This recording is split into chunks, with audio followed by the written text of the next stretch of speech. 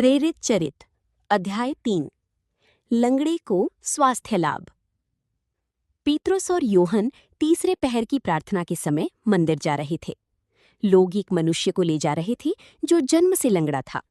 वे उसे प्रतिदिन लाकर मंदिर के सुंदर नामक फाटक के पास रखा करते थे, जिससे वो मंदिर के अंदर जाने वालों से भीख मांग सके।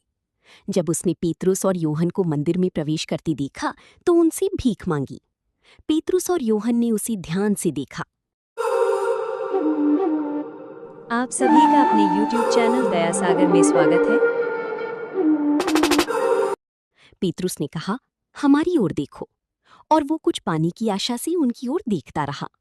किंतु पीतरुस ने कहा, मेरे पास न तो चांदी है और न सोना, बल्कि मेरे पास जो है वही तुम्हें देता हूं। ईसा मसीह नाजरी के नाम पर चलो। और उनसे उसका दाहिना हाथ पकड़कर उसे उठाया। उसी क्षण लंगड़े के पैरों और टखनों में बल आ गया। वो उछलकर खड़ा हो गया और चलने फिरने लगा। वो चलती उछलती तथा ईश्वर की स्तुति करती हुई उनके साथ मंदिर आया। सारी जनता ने उसको चलती फिरती तथा ईश्वर की स्तुति करती हुई देखा। लोग उसे पहचानते थे। ये वही था जो मंदिर के सुंदर फाटक के पास बैठकर भीख मांगा करता था। और ये देखकर कि उसे क्या हुआ है, वे अचंभे में पड़कर चकित थी। पेतरुस का भाषण। वह मनुष्य पेतरुस और योहन के साथ लगा हुआ था, इसलिए सब लोग आश्चर्यचकित होकर सुलेमान नामक मंडप में उनके पास दौड़े आए।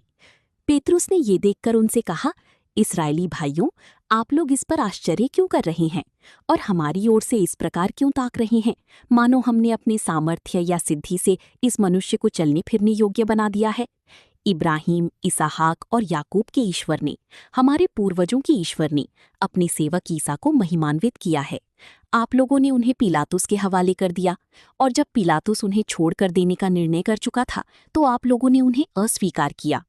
आप लोगों ने संत तथा धर्मात्मा को अस्वीकार कर हत्यारे की रिहाई की मांग की।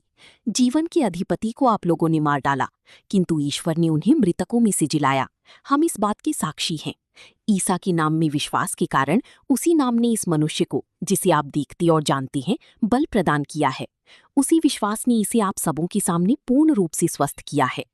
भाइयों, मैं जानता हूं कि आप लोग और आपके शासक भी ये नहीं जानते थे कि वे क्या कर रहे हैं।